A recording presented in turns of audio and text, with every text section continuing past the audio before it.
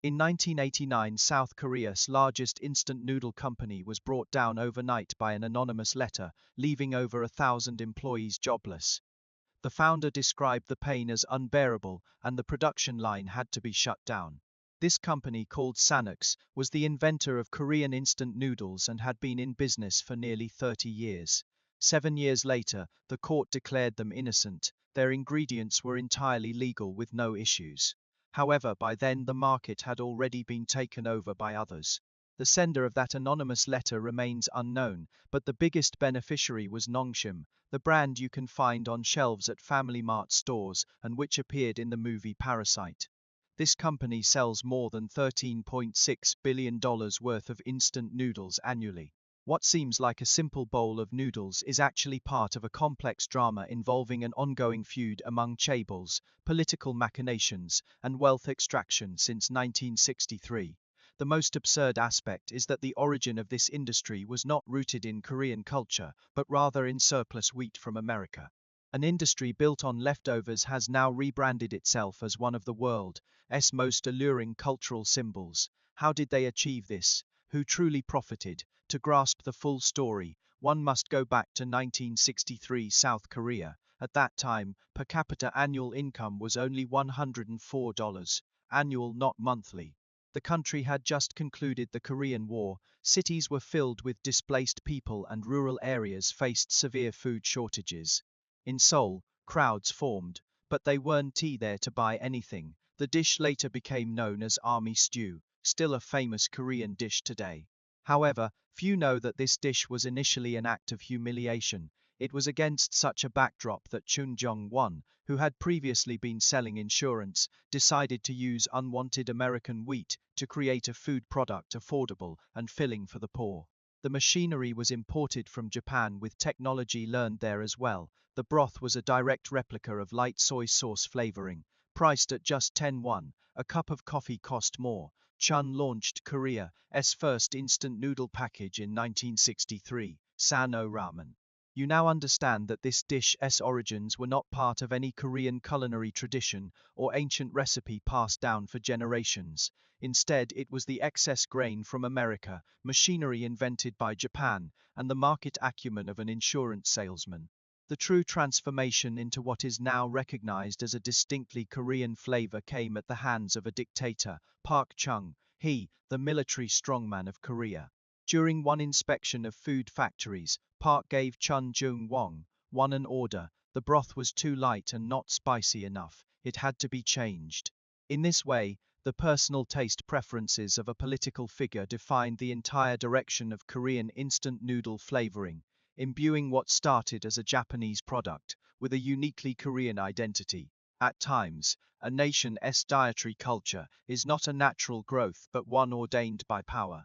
Samyang capitalized on this directive to achieve nearly 65% market monopoly in the 1970s. However, another figure was sharpening his blade, Samyang's most dangerous adversary, yet they shared the same surname. They were brothers. Singho is the founder of Lotte Group, a legend of South Korea's retail industry. His younger brother Springho, after graduating in 1958, went to Japan to assist with early Lotte confectionery business. After spending several years there, he observed that Momofuku Ando's instant noodles were sweeping the market at an incredible pace. Excitedly, Springho ran back to his brother and exclaimed, "We should do this. This is the future." How did Singho react? It is said that he pounded the table in fury. "How dare you put Lotte on instant noodles? Lotte is a premium brand. Instant noodles are cheap junk for the poor. These two concepts can't be combined." His vision was to protect the brand image and shield it from any association with anything low-end. Springho, however, believed his brother had made a mistake. This dispute could not be resolved, so in 1965, Springho struck out on his own with just 5 million won in startup capital, naming his company Lotte Industry. Note how he still used one character from his brother's name. Interpret this detail as you will. For the following decade, Springho operated under Samyang's shadow. Samyang had a first-mover advantage and massive manufacturing facilities. Even on the mountain, they built an organic farm specifically to raise cattle for milk and grow crops to outmaneuver their competitors. But Shin-hoon only had one belief: Koreans at heart wanted spicy flavors and rich broths, those that would make you sweat after a bowl of beef noodle soup. He placed his bet on a single package of instant noodles, launching the new brand on the 1st of October, 1986.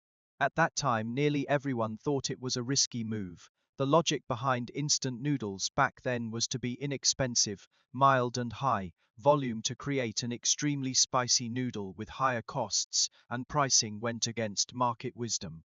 The R&D team tested over 200 recipes. Researchers carried thermometers and graduated cylinders daily, averaging 3 taste tests per Dalton Y in search of that addictive spiciness threshold.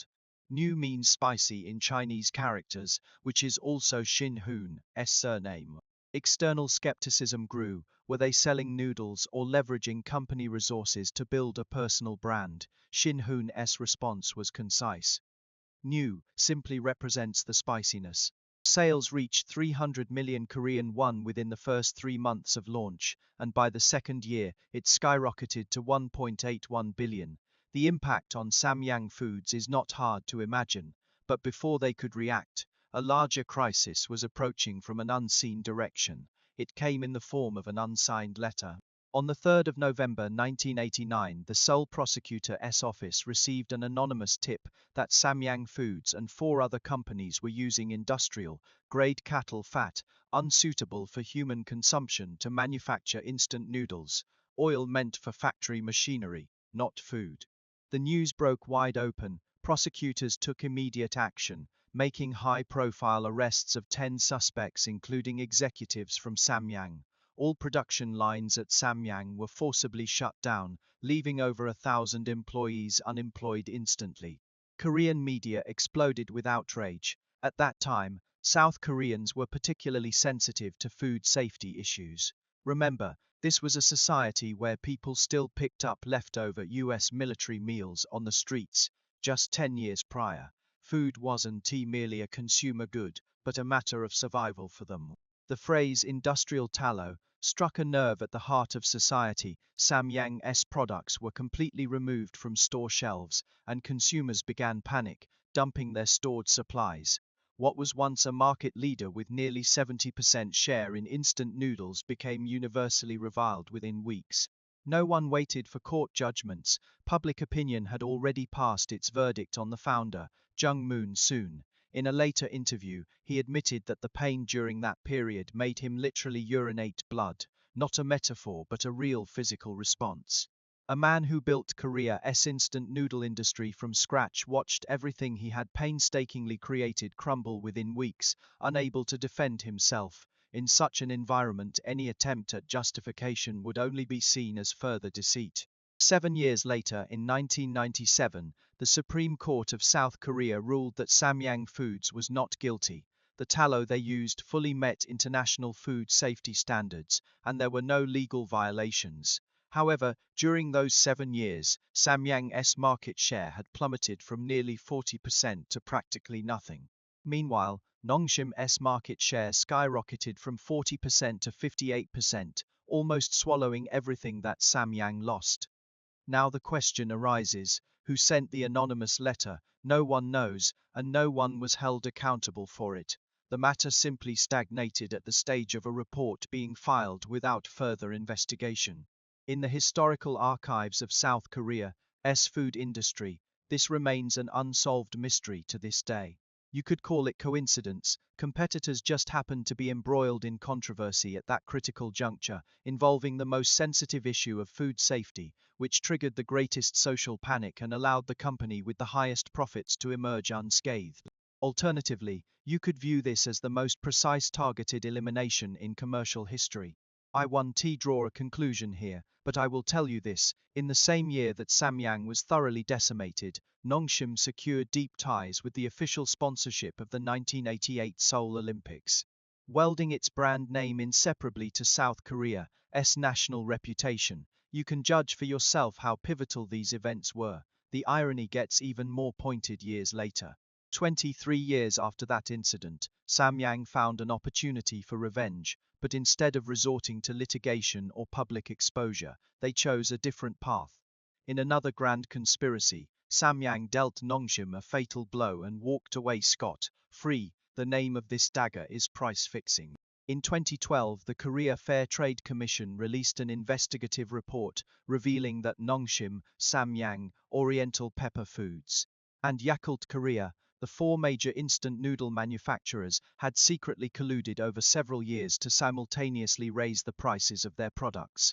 This was not a case of one company increasing its prices alone. Rather, all parties acted in unison, with consistent magnitude and timing.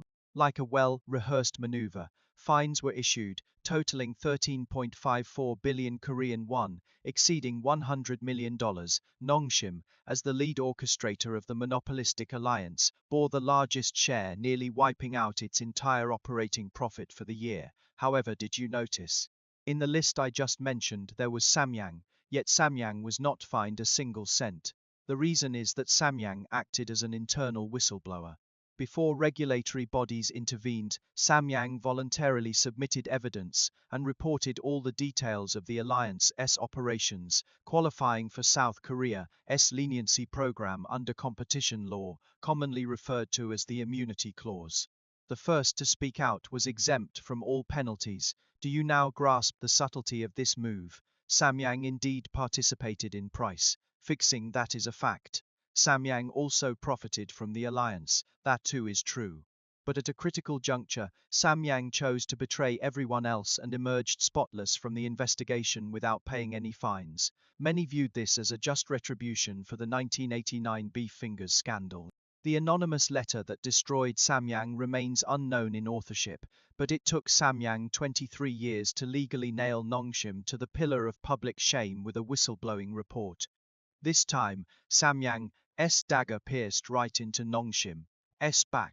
Some in the industry claim that Samyang has disrupted an unwritten rule, is a traitor, but this so-called unwritten rule is itself a price-fixing cartel that exploits consumers. Is breaking this rule betrayal or enlightenment?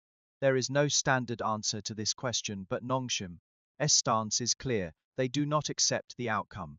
Subsequently, Nongshim initiated complex litigation proceedings in the Supreme Court. 3 years later, in 2015, Nongshim won, and the court overturned the fine imposed by the Fair Trade Commission. Not only did Nongshim recover all the fines paid, but Samyang also faced the scorn of being labeled a whistleblower within the industry. Do you see this power structure? Regulatory bodies issue astronomical fines, companies appeal to the Supreme Court to overturn those penalties, and then receive full refunds. After going through this cycle, nothing fundamentally changes. Consumers are not reimbursed for the extra money they paid, and there is no accountability for the years during which the cartel operated. The legal process merely results in those who can afford litigation coming out on top. This is not a unique story to Korea. It happens across all highly concentrated oligopolistic markets when regulatory intervention occurs. Fines are a cost for giants, not punishment. The real penalty would be losing market share, which Nongshim has never truly faced. At that time, nothing had shaken its position significantly. It was not the regulatory body or the courts, nor the knives of competitors. It was an English YouTuber in London who filmed a taste testing video. From there, the internet took over. In 2014, this is the translated segment as per your requirements, maintaining the specified tone and rules. A British YouTuber filmed a video in London showcasing the consumption of an extremely spicy Korean instant noodle, inviting friends to try it and capture their reactions. The product is known as Spicy Tteokbokki Noodle by Samyang, launched in 2012, which initially had a marginal presence in the domestic Korean market. In the video, participants start by enjoying the taste but soon find themselves overwhelmed, with runny noses and tears, desperately gulping down milk until it even shoots out of their nostrils. The entire process lasts only 5 minutes yet garnered over 11 million views. Social media platforms amplified this content globally, encouraging more people to film themselves eating the spicy tteokbokki noodle, spreading these challenge videos from one user to another without any paid promotions or brand budgets, purely due to its viral nature and entertainment value. The pain and suffering captured in these videos spread much faster than scenes of enjoyment. Samyang took no action but benefited immensely from a global marketing campaign. Prior to this, Samyang had been overshadowed by Nongshim for over 2 decades, struggling domestically and barely visible internationally. Post the spicy tteokbokki noodle challenge, Samyang's overseas sales jumped from 43% in 2018 to 78% in 2023. By 2024, Samyang's profit had surged by 1933%, reaching a staggering 344.2 billion Korean won, while Nongshim saw its profits decline to just 1963.1 billion Korean won. Despite being twice the size in revenue, Nongshim was outperformed by Samyang, not due to superior product quality. It wasn't about having more factories either. A grassroots video that grew organically on the internet without a single cent spent on planning took center stage. But this was only half the story. The other half unfolded at the 2020 Academy Awards, where Parasite won Best Picture, becoming the first non-English film to claim this accolade. The world discussed the film's class allegories and the rise of Korean cinema. However, those with an eye for detail noted another point. There was a dish called jjajangmyeon in the movie made by mixing 2 cheap Nongshim instant noodles, topped with premium Korean beef. In the film, this dish symbolized the rich using the poor's food as a toy, embodying class arrogance. Yet, in reality, it became Nongshim's most successful free advertisement to date. 3 days after the Oscars, sales of Nongshim's jjajangmyeon surged by 41%. Udon noodles skyrocketed by 96%, and Nongshim's stock price rose by 11.8%. Nongshim had not sponsored the film or allocated any advertising budget. They did nothing at all, yet a serious movie about wealth disparity inadvertently performed global promotion for them. There is an intriguing business logic worth pondering here. Why did global consumers rush to buy this dish? Not because of hunger, but because they wanted to participate in something, using a few dollars and some beef to recreate a scene from an Oscar-winning film, experience a lifestyle endorsed by Hollywood. The motivation for consumption shifts from mere sustenance to cultural participation. This is why an industrial starch dish costing less than $10 can be priced as a cultural icon. You are not buying the noodles, you are purchasing an entry ticket, one that is meticulously designed for identity alignment. Sometimes the designers of this entry ticket are film directors, sometimes they are British videographers in London, and at other times it is the entire South Korean government. Their motivations may vary, but ultimately all lead to the financial statements of Nongshim and Samyang. There is a force even more systematic and covert than these. This is not Hollywood nor any YouTuber, rather it is the political will of a nation. From top to bottom, this force transformed a bowl of noodles into an instrument of diplomacy. In 2009, the South Korean government established a committee named the Promotion Committee for Globalizing Hanguk-stone. The chairman was then First Lady Kim Yoon-ok, and members included the Ministers of Culture and Agriculture, as well as CEOs from South Korea's leading food corporations.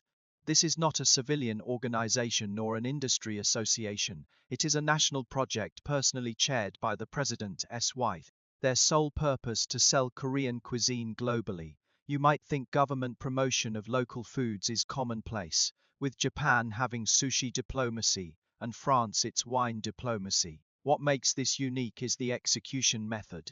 The South Korean government did not merely open restaurants overseas or set up booths at international food fairs. They leveraged their diplomatic system, designating over 30 overseas embassies and consulates as KF food hubs. The tasks of these embassies now include facilitating food companies in navigating local regulations, customs clearance, and distribution channels. This mechanism covers markets from core regions, such as the United States, China, and Japan, extending to Southeast Asia, Europe, the Middle East, Latin America, Africa, and even the Caribbean. This is not a scattergun cultural promotion, it is precise market penetration, with diplomatic resources providing ground support for each target market. The logic behind this approach is clear. Exporting dietary habits is the highest form of crossing cultural barriers. In simpler terms, if you consume food from a country daily, your affinity towards that country will subtly increase without you even realizing it. This is not just theory, it is a data-backed strategy. When Korean dramas are broadcast in any country, imports of Korean foods rise there. If an idol casually holds a packet of instant noodles on entertainment shows, the sales of those noodles can show significant growth in Southeast Asia within 2 weeks. Therefore, the South Korean government does not separate popular culture from food exports. They weld these two elements together, using the same budget, personnel, and strategic direction for their promotion. The result: in 2025, Korea's food and agricultural exports hit a record $13.6 billion. Seoul officials have raised their target for 2026 to $16 billion. The target for 2030 is $21 billion. Behind these numbers stand companies like Nongshim and Samyang. But the truly intriguing question isn't about the numbers, it is about the role global consumers play in this system. You think you are making a free choice when picking up a bowl of noodles, or that you are just responding to the charm of parasitic advertisements, or perhaps swayed by YouTuber test videos. However, before you make any decision, a country's diplomatic apparatus has spent decades maneuvering for this product's position on your shelves, setting prices at levels you find reasonable, and wrapping it in a cultural halo that resonates with you. Your perceived freedom of choice is meticulously designed, not as part of some conspiracy theory, but through the operational mechanics of modern state soft power, where South Korea has out-systematized most nations in both approach and transparency. With this full state apparatus behind them, Nongshim and Samyang aren't just competing in the instant noodle market. They aim to eliminate Japanese rivals in the US market by 2030 and secure global pricing power for the entire industry. To win this war, Nongshim is expanding its factory in California and preparing to build a third facility on the East Coast, while also constructing a super export plant in Busan capable of producing 500 million packages annually. Samyang, meanwhile, leverages its success with spicy chicken ramen to achieve higher profitability through a leaner asset structure. Despite their different strategies, both companies share a singular goal: ensuring that people around the world become dependent on this bowl of noodles. But what they don't openly state is that the ultimate aim of this expansion isn't simply about making more people enjoy good noodles, but to permanently lock consumers' habits onto their products. Addiction is the ultimate business model. The final question that no one wants to admit is, what is the true outcome of this story? What I have been trying to say is that Korean instant noodles evolved from a 10-1 lifesaver to a global product with annual sales of $13.6 billion. This transformation was accompanied by corporate power struggles, political purges, anonymous tips, offs, Oscar recognition, and full-scale diplomatic intervention by the state. Every phase involved meticulous calculations, and behind each turn lay the flow of interests. However, what will most people remember after watching this story? They'll recall that Shin Ramyun is delicious, the spicy udon from Parasite, and how entertaining it was to watch spam challenge videos. Then they might go buy a packet themselves, thinking they understand Korean culture. This is where the brilliance lies. The purpose of all the schemes, calculations, and state machinery's operation isn't for you to know these facts. Rather, it's to get you to consume unconsciously. A well-designed system runs silently. You don't feel its influence pushing you along, yet you are already moving in the direction it intended. Samyang was destroyed by an anonymous tip, off for 7 years before being acquitted, but the market never fully recovered. Nongshim won legal battles and got fines overturned, but consumers were not reimbursed for overpaid amounts. The government used its diplomatic apparatus to pave the way for businesses, yet no one informed consumers that what they thought was a free choice was actually prearranged shelf placement. This is not a story unique to Korea. The underlying logic of any mature consumer goods industry is the same: create a sense of scarcity, foster identity recognition, and elevate physiological needs to cultural affiliation. When you think you are expressing yourself, your wallet has already been precisely targeted. Instant noodles just make this process particularly transparent, thorough, and attractive. Ultimately, what I want to emphasize is that it is not that Innos is malicious, nor that Samyang is pitiful, neither is the South Korean government manipulating you. These are superficial conclusions. Intelligent individuals should not stop here. The real question worth pondering is, in your life, what else do you think you are freely choosing when, in fact, the choice has never been yours? It is not necessarily about instant noodles. It could be the brand you follow, a lifestyle you take for granted, or even your definition of success that you firmly believe in.